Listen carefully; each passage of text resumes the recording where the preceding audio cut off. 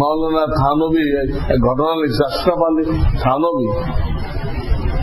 হিন্দুদের হোলি পূজার দিন এক দিনদার মানুষ, নামাজি মানুষ পান খেতে খেতে দেখতেছিল,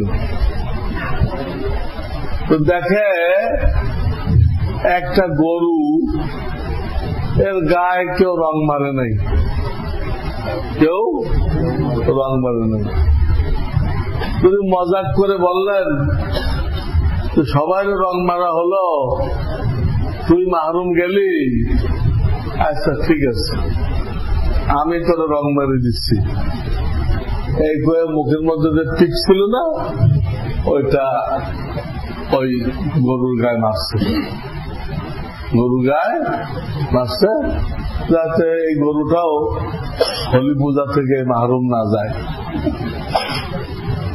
মাওলানা আশরাফ আলী থানভী ঘটনা লিখছে, এই লোকের ইন্তেকালের পরে তার কোন বন্ধু তাকে স্বপ্ন দেখছে যে আল্লাহ তোমার সাথে কি ব্যবহার করছেন, বলে আমি আটকাই গেছি, আমি জান্নাতে কোন নিয়ামত পাইতেছি না, আটকাই গেছি।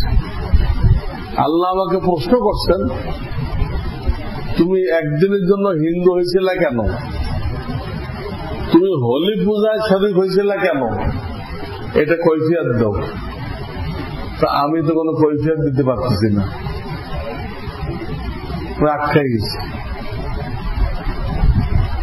গরুর গায়ে পিক মারছে,